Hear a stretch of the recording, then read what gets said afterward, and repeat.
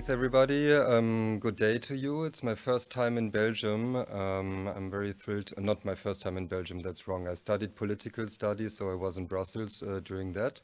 See some suit people doing influencing onto the politics, and that's where I might have been inspired on regular communication is king, because that's what lobbyists do.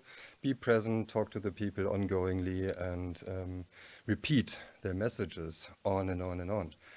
But it's the first time I'm in Charleroi, and it's the first time at a games conference in Belgium. So this is really cool. Thanks for the invitation, and congratulations to the program makers, because actually I'm just repeating what Federica just said, and that's what it's about, right? Repeat and get the message in. You can start the slides now, please. I'm doing it with a nice jacket. Yes, thank you. Yes, it's also, while we're talking about private history, this is a unique made in Cape Town by an African designer. It has a lion on it, and it's because my mother is originally from South Africa, so there's some connections. Yes, I'm CEO and founder of Booster Space. That's my company. It's based in Berlin, but I'm here because of Kickstarter. I will dive into that in a second, but I'm also part-time as Director of Development for a company called Tails. It's an NGO, and we're working on a kids game. My history is more in the research, academia, and media artist field. That's what I looked then when I became more serious and turned into funding content. So I worked for the public funding body in Berlin and Brandenburg called MEET&BUILD. Then I started my own business, and our mission was to make people happy and to bring different target groups together. We now, also due to the ongoing pandemic and other not so nice environmental news around the globe, we decided to move away from actually arranging conferences and doing events into sharing our knowledge with other people and hopefully inspire in idea generation, fundraising and business growth. And this is where Kickstarter comes in big time. It's very good to prove your concept, to get to know your audience, to do some paid market research kind of. And I do that and work with Kickstarter since 2016. I'm the only person on continental Europe for games. We have a team of 3 now, so I arranged an agreement with Kickstarter, then I can also employ other people working with me. So there's Manuel in Spain and Elena in Greece. So if they bump into you at some other events, please say hello. With Tales of Us, we are building a online multiplayer experience for kids, age range 8 to 13, and we bring in content we co-create together with natives in the Congos, in Brazil, in India and Romania. More details to follow soon. I don't even know if I'm allowed to show that picture. It's not in the public marketing yet. One of my favorite projects I consulted with is Concerthaus Orchester. That's the biggest, or one of the biggest orchestras, public orchestras in Germany. And they came to me, hey, I want to do something with games. Let's make a game and put it into our lobby, so then when the kids come, they have something to play, or that's why they like the chocolate pieces to lure them into the venue. I said, no, that's stupid. Nobody will want to play those games. So you won't do the marketing around it properly. If you want to reach those people, go onto Twitch. That's where they are. And you have the power. You have amazing content. You have music, culture, history, stories to tell, and the technical infrastructure nobody else has who goes onto Twitch. So they now partner with Twitch and run streams every month, and it's really growing step by step and a very successful consultancy result. I work also on the environmental topics with Umweltbundesamt, that's the federal agents for environmental topics in Germany, and I do go back to my roots every now and then and teach and lecture at universities. But don't panic, this is not all about me, it's also about you. So just a quick Q&A. Who is in the room, who is a game developer, who actually owns a studio or runs a studio? 1, 2, 3, 4. Out of these people, have you done a Kickstarter? 1, 2, 3. If you want, and who is like considering running a Kickstarter in the future? 1, 2, 3, 4. That guy. So okay. That would be great. Okay. Okay, sorry. So I was apparently not talking into the microphone well enough. But you obviously heard me. So cool. I'm preaching to the choir. That's good. So I don't want to focus only on Kickstarter because Kickstarter is not the means to an end. It's a part in your business journey. It's part of the growth of your IP, of your team, of your vision, of the game you are doing, but also the following games and titles. So if you run a company, it's a different thing than if you run around as a freelancer, for example. This is what I learned in the 10 years running my company, is it's super important to have a profile, not only for me, but also for the company, like what is it we are doing, a tagline. Have a flagship project, so something. He's the guy who made Games Week Berlin. They are the people who made Games Week Berlin. This is our flagship project. So that's why people know me, in Germany at least. And non-stop marketing means non-stop communication. You saw me doing this Instagram post just before the talk started. This is the ongoing communication. And there was one question, unfortunately, this person is not in the room anymore, or at least I don't see them. Do you have something to say? Yes, you always have something to say. And that's exactly the answer I always give to that question is, you are doing games. You are building a company. You are doing something new. That's more than most, like 99% of the rest of the population is doing. So yes, you do have something to say.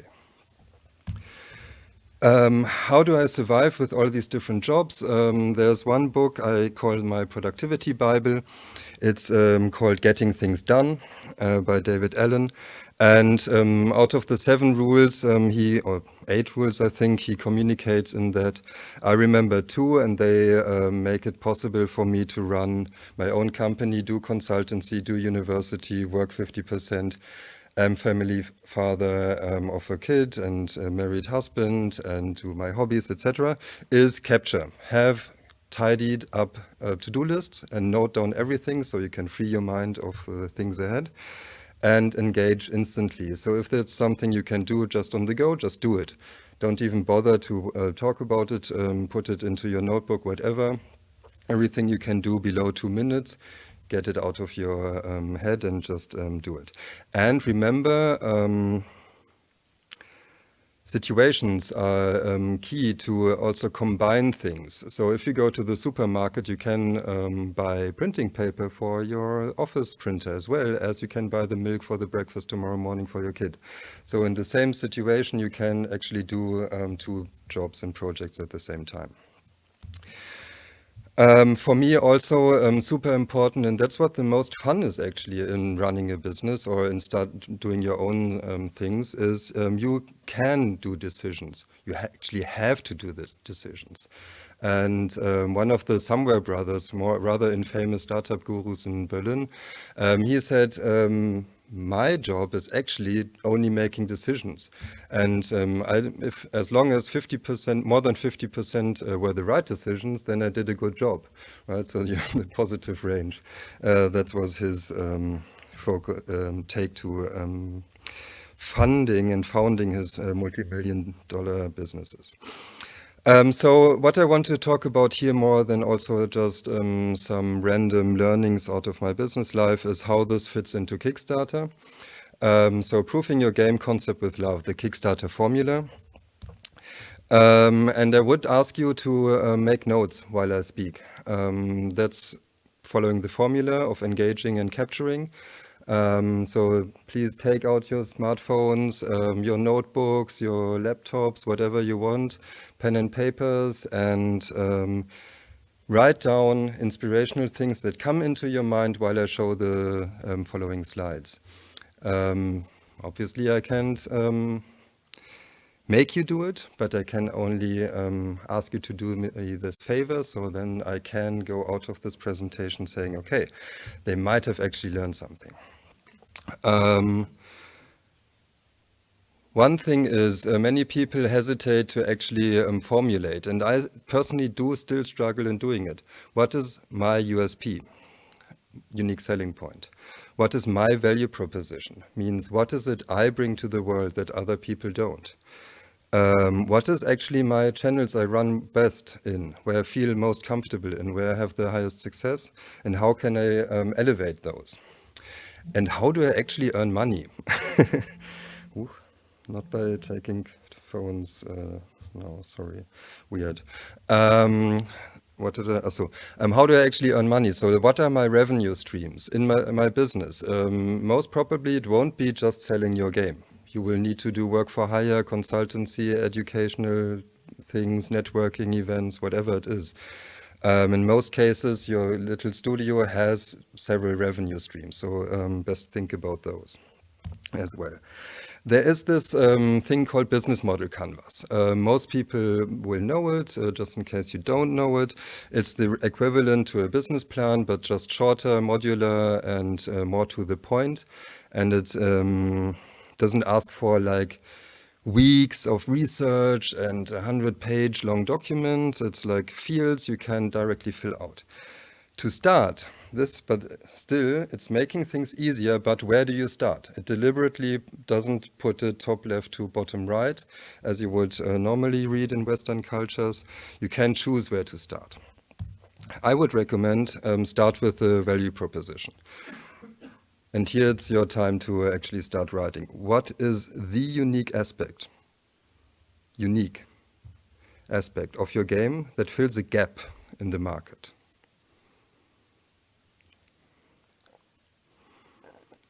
Following that, why can you actually do it? What makes your team unique? Your team can be unique because you're solo dev. Your team can be unique because you are just fresh out of university, but you also have a veteran in it.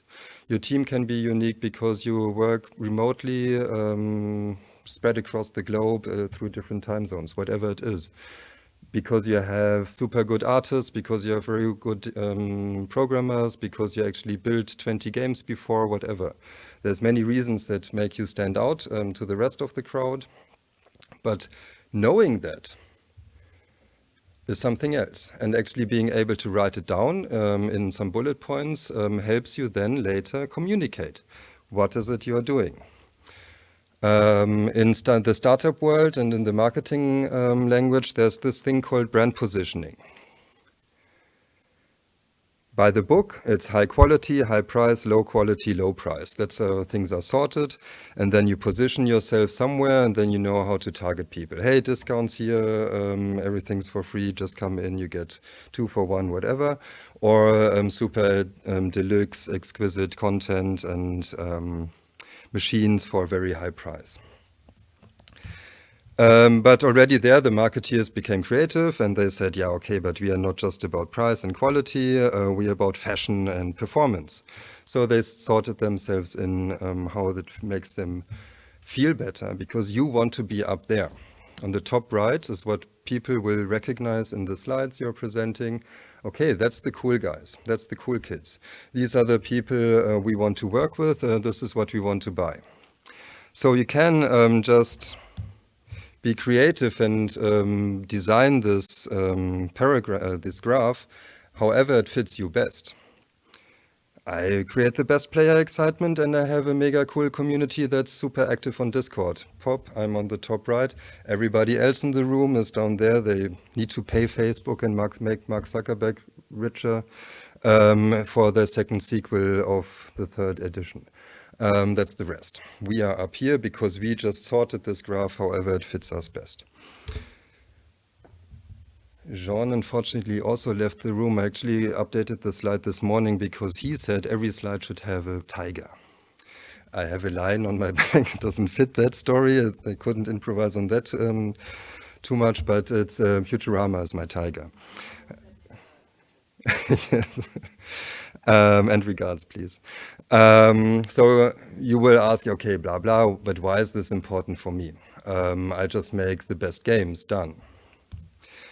Because that's the market.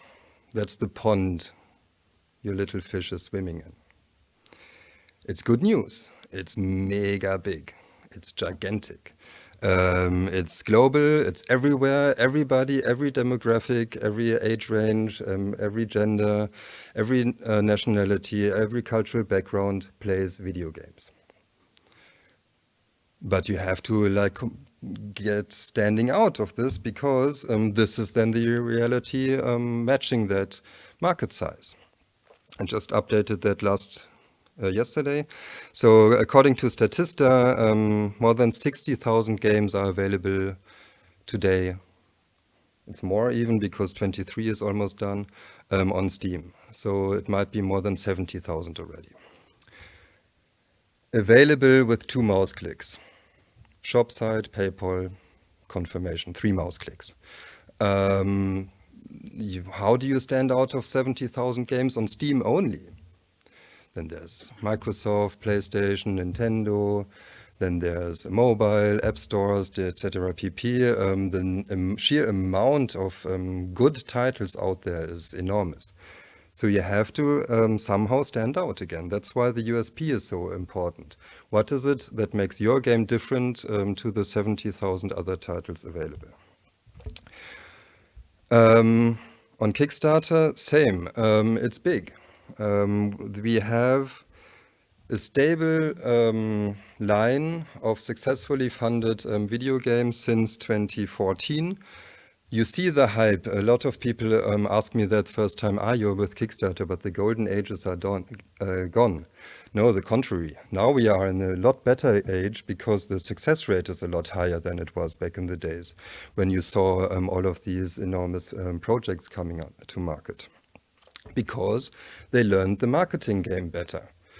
Both sides, the community, the backers, and the creators and makers and communicators of the titles.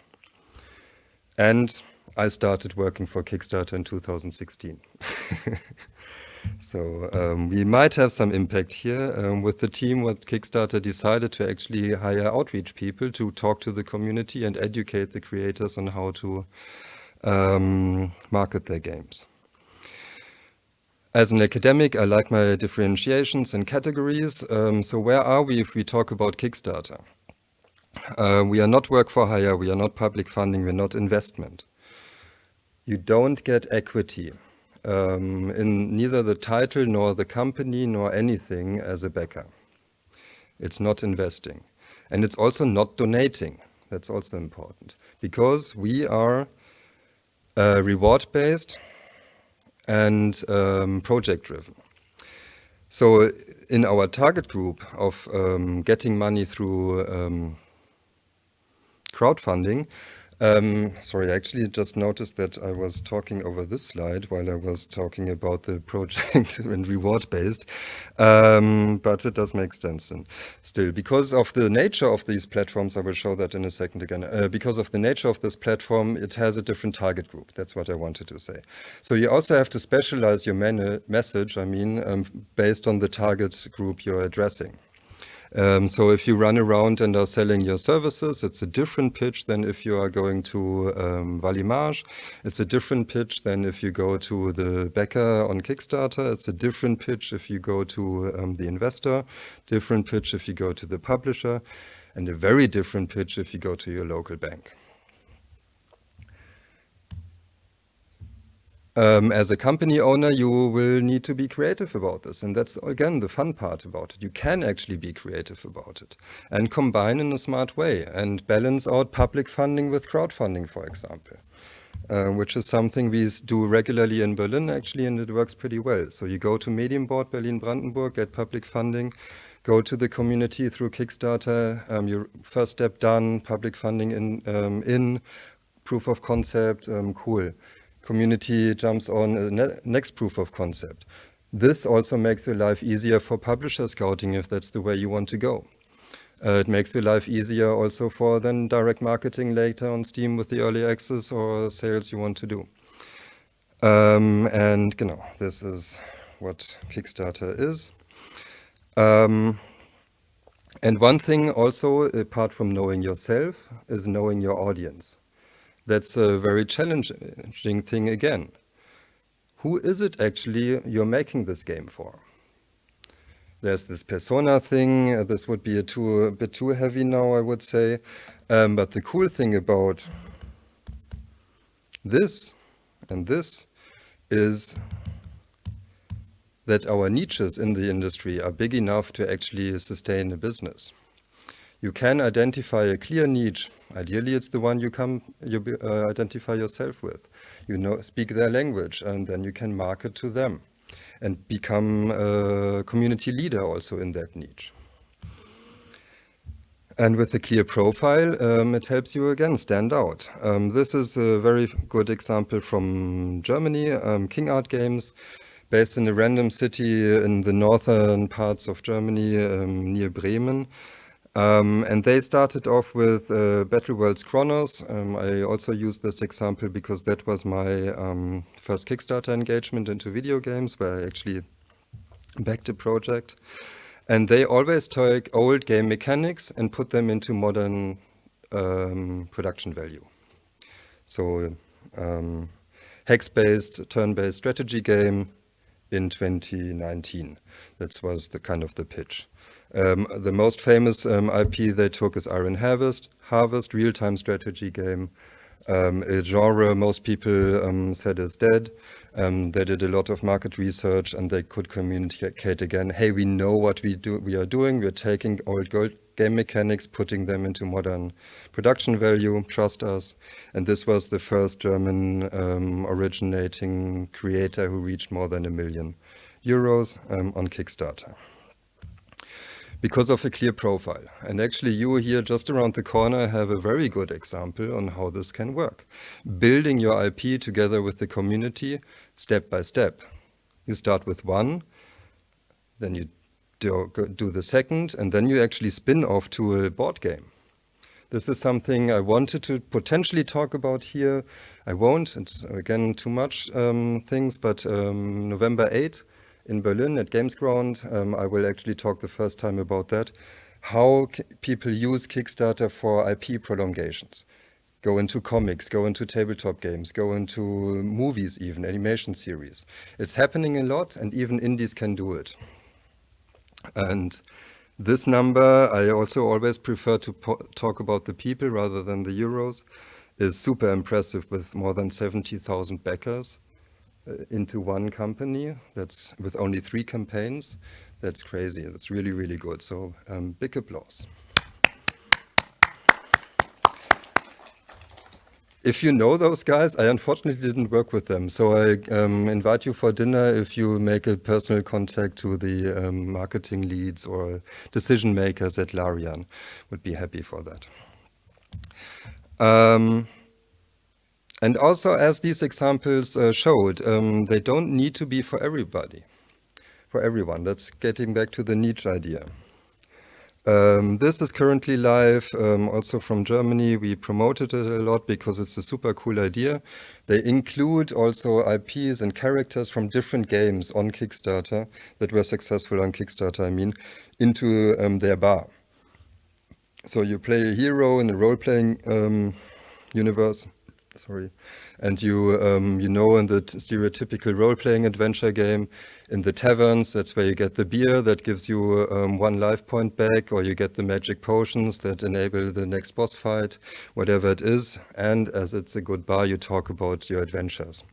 And then the potion mixer can actually decide on the results of the campaign, because if he tweaks it a little bit, speed +5 instead of stamina +5, it can also influence the results of that adventure and boss fight. And then at the bar, there's characters from other games. Then the other games obviously say, oh, awesome, you can meet our character hero in Tavern Talk, so please back that as well. Creator community, pretty strong actually also on Kickstarter. This is also live. My friend Manuel or colleague Manuel worked with them.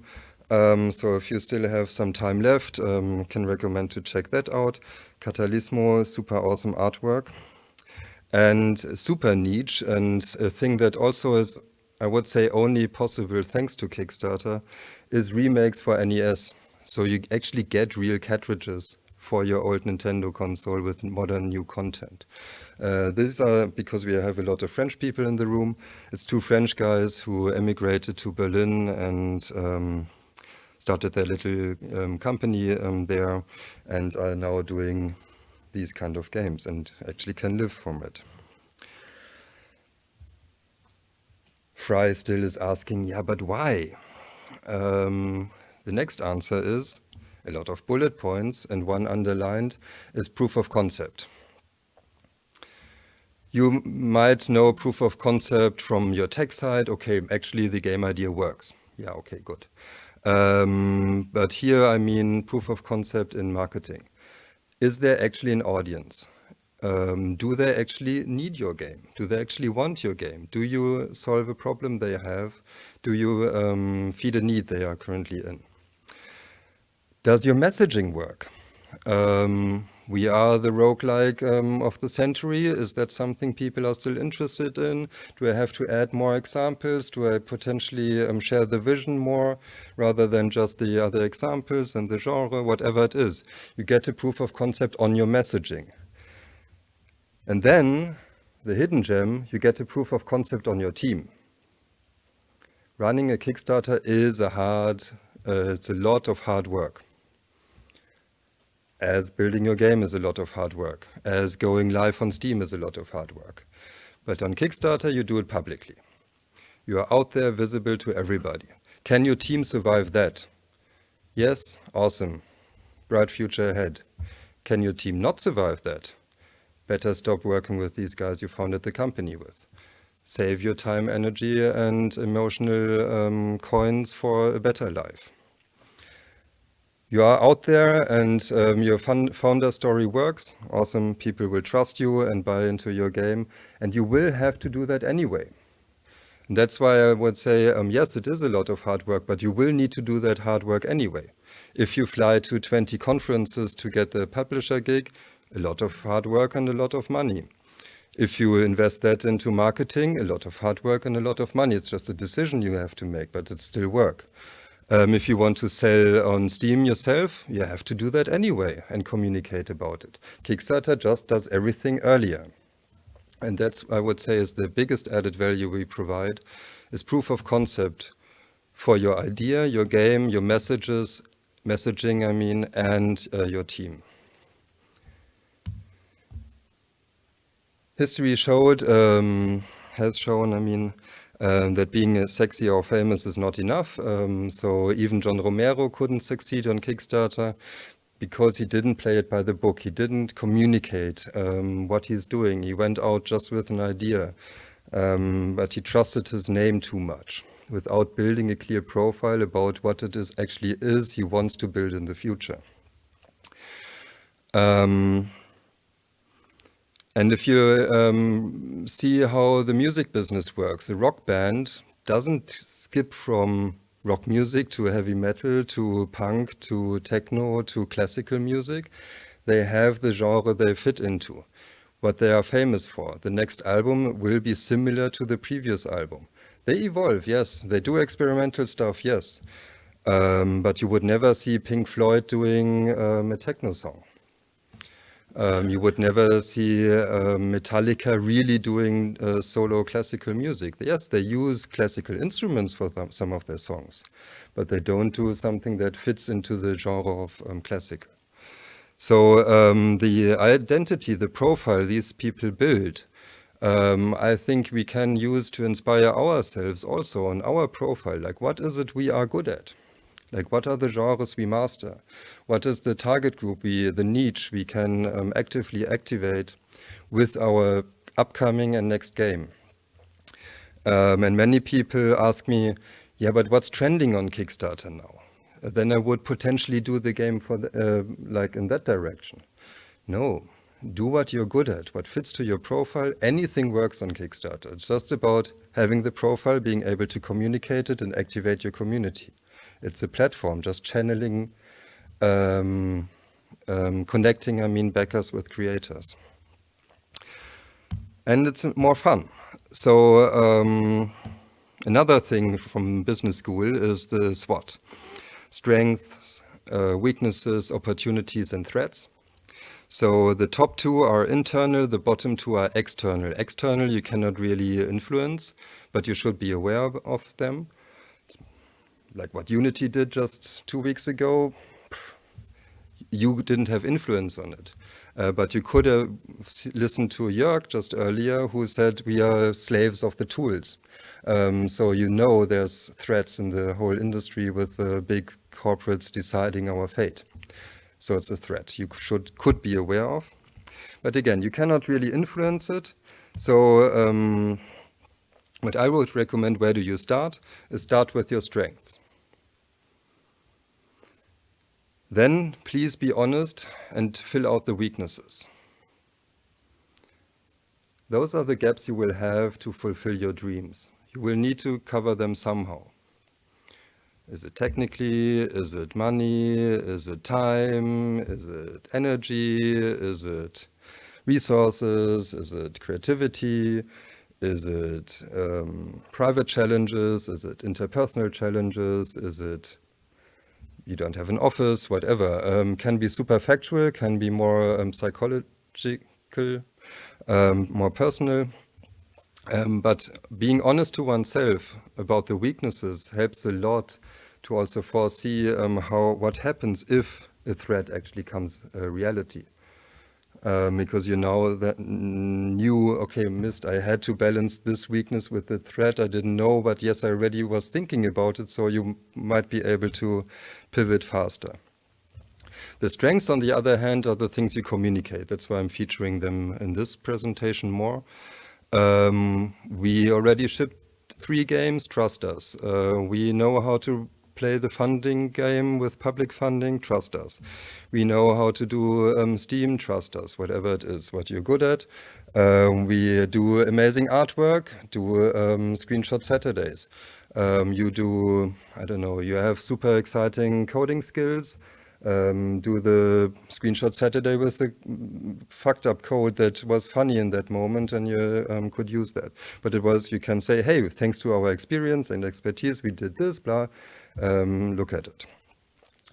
So yeah, feature your strengths in the communication, but know your weaknesses to avoid the threats to kill you. And talk about it ongoingly. Just to also a bit speed up. For the Kickstarter, when do you actually announce the Kickstarter? So you would start, I'm founding my studio, we are working on a new idea. You do a picture from the brainstorming session without even announcing what it is. That's already a message. We are working on something. Then you feel more confident. Aha, we are working on this. It's a real-time strategy game playing in dystopian future. And aha, it's called Iron Harvest. Okay, we are actually planning to do a Kickstarter. So already just with this chain of thoughts, you have 3 messages to put out, individual messages. So you have to, and you see above also the concept prototype demo thing. So the later you are actually in the development process, the less can happen in terms of the probability increases that you can actually get this game out. The easier it is for backers to trust you that they will finally get their Steam key, the easier it is for them to actually back your project. So the K is moving to the, it's right also for you, right? That direction, not that direction. You're right, but my left on the screen. Ongoingly, you see I'm not a YouTuber. So yeah, but you all ongoingly communicate about things. And your community is like technology, it's like platform, it's like industry, it's like your private relationship. At the beginning, everything's easy. Instagram pushes your first tweet. Welcome Michael on stage, hooray. Here's his tweet, and you get 30 likes. You think, oh wow, this was easy. You do the second, similar effect, the third potentially also similar, but then you forget about it, you do it only once a week. The reactions go down, and then you have to make the decision, or actually do I continue working on my Instagram profile, do I develop a profile, do I build it, a strategy, blah, blah. Then suddenly you reach the plateau of stability, or you fall down the gap. That's like with your personal relationship. At home, at the beginning, everything hooray. Then you first fight about who brings the trash down and who cleans the bathroom, etc. You have to start working on your personal relationship. You manage, you marry, get kids, whatever you want to do, or you change. Same with your community. In the beginning, everybody's euphoric, but then you have to see this also as work. It is fun, but it is also work, a relationship. And working with the community is something that gives a lot back, same as a personal relationship gives back. And then there's this 100% psych effect. Kickstarter is, you have to reach the goal or else nothing happens. So if you don't reach your funding goal, you don't reach the 100%, no credit card is deducted, no money from the credit cards are deducted, you don't get anything, you don't lose anything, Kickstarter doesn't get anything. Everything that's lost is time, yes, but money-wise nothing happens, no transaction. And you would think, aha, the fight to reach the 100%, that's the communication goal, that's the fun part of it. But actually no. Having the funding goal reached, for some reason makes other humans think, okay, now they reached their goal, now I jump onto the hype train. So try to reach that hype train as soon as you can, and then it will grow steadily. Reach the 100% as fast as you can, and then the rest of the community, the rest of the people, the rest of the lemmings will jump on that hype train and thrive your campaign.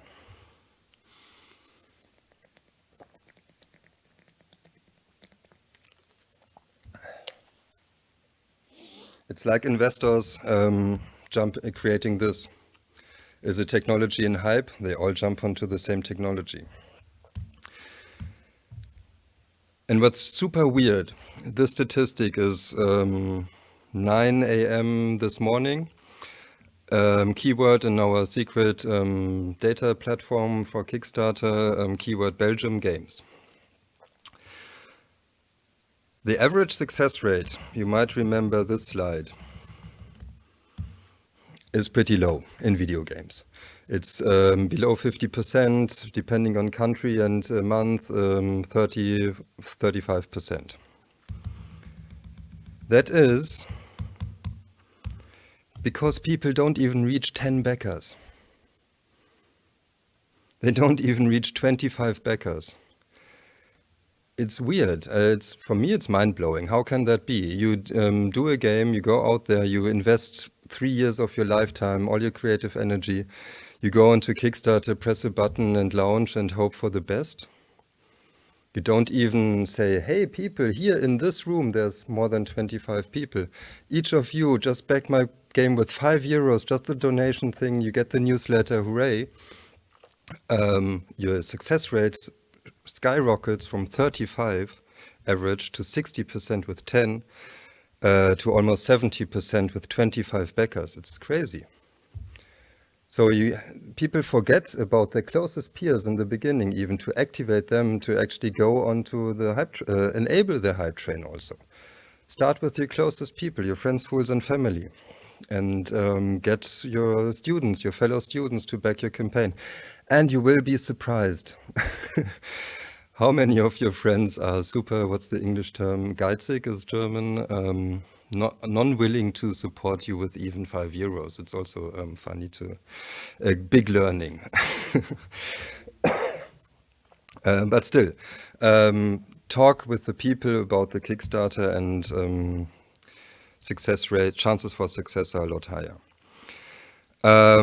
As Federica also said, don't overpromise, communicate what you can deliver, was her wording, and that's exactly the point.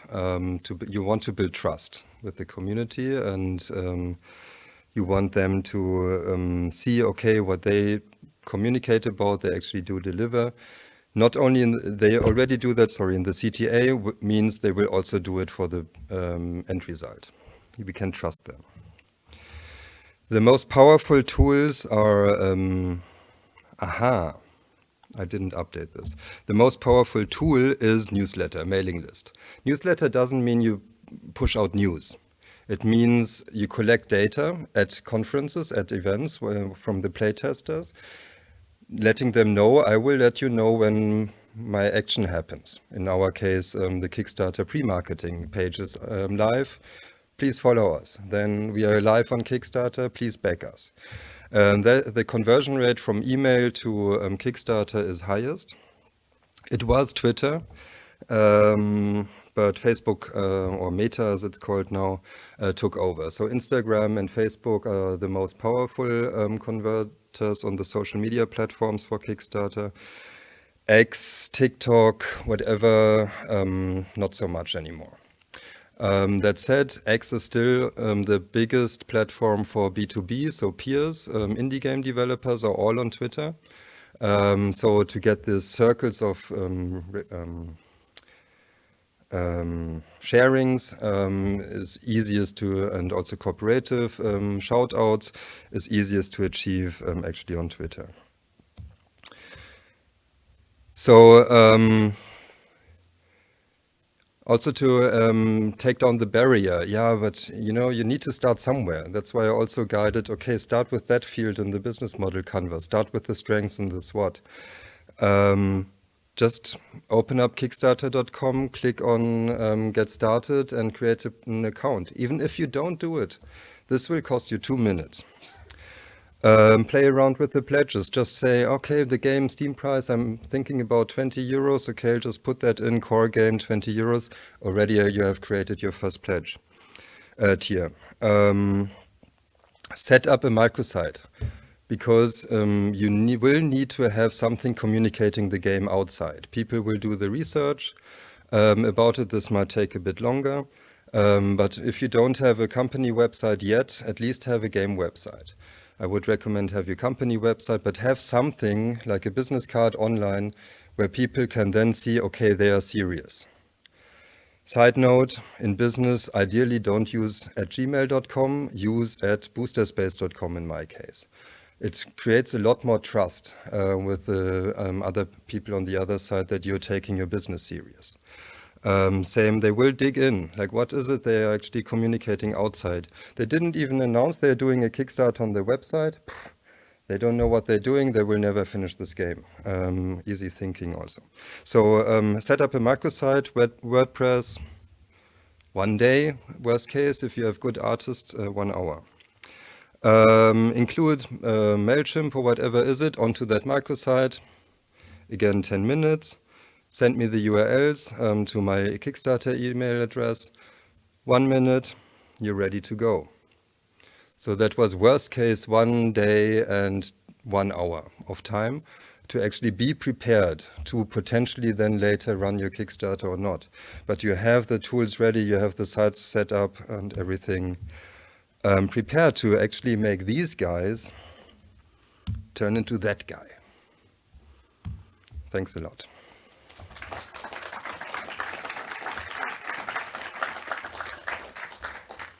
Thank you. Do we have questions? No questions?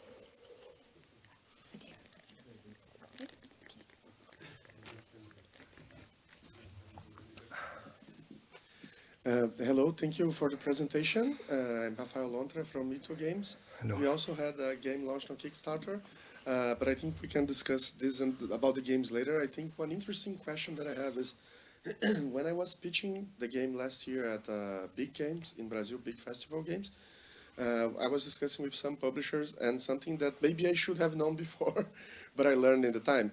What do you think is the relation between publishers and the Kickstarter campaigns? Because my feedback was, okay, you're starting a campaign. For me, it's very hard to back or even say something as a publisher to your project now because one, if your Kickstarter campaign is a huge success and I'm the publisher, I lost all the pre-sales because, you know, the initial sales, the boom, a lot of people have bought it already. If it doesn't work, then you don't have a proof of concept. So why should I invest in your game? So what they said it was the ideal for a publisher to take a game that was on Kickstarter was what we luckily had, barely making it with 110% of the average. It was not on purpose, but it was what he said just by chance. What's your experience on that? And maybe this insight can be interesting for fellow developers because I work with a long time with games and I hadn't think of that. When he told me, he was even, oh, you're surprised. I said, yes, I didn't think of that. So maybe it can be helpful. And what's your experience? Yes, thank you for that question. The stupid but answer to everything is it depends. But to give some examples on what it depends is actually I see a changing trend that especially these boutique publishers or smaller, they call themselves indie publishers, most of them do appreciate Kickstarter or don't care about it. That they say, I know your game was announced already, you already did the Kickstarter, I can not really play my standard marketing game. Those times are to the bigger publishers. The more smaller publishers actually appreciate that you already have a community out there, that you have visibility out there. And obviously the proof of concept, meaning also in the negative, I see that also happening. Publishers finding a game on Kickstarter that is not flying because the team just cannot get the messaging right, the ads they are putting out are not returning. So they can then say, okay, this is a great game. The comments are awesome on the platform of the people who understand what it's about, magic. Now we can jump in with our skills and take it to the next level. I also see that. So even a not successfully funded Kickstarter can help you in the publisher game. I didn't recommend this in this presentation, but I think part of this USP question is, are you a self-publishing developer or are you a publishing hunter developer? That's a very different style of work. It makes a huge impact on how you go to events and how you spend your daily time in the office, how your pitch decks look like. Every decision you make in marketing, presentation, and presenting yourself depend actually on this longer term goal. Do you want to go out there and work and thrive with your community? Yes. Then you have to do other tasks then if you want to go to a publisher. Also, the Kickstarter might look slightly different.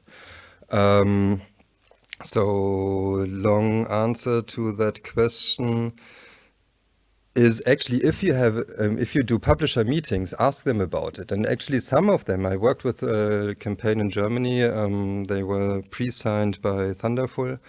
And then actually the predecessor of Thunderful, Head Up Games.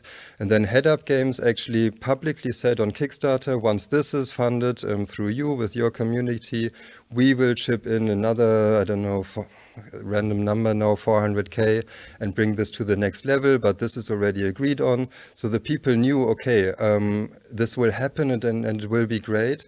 And then they got, I think, 300,000 on Kickstarter, and the joint marketing efforts played out well. Only because the developer talked with the publisher before. What do you think about this idea? They got creative about it and had one of the most successful campaigns in Germany.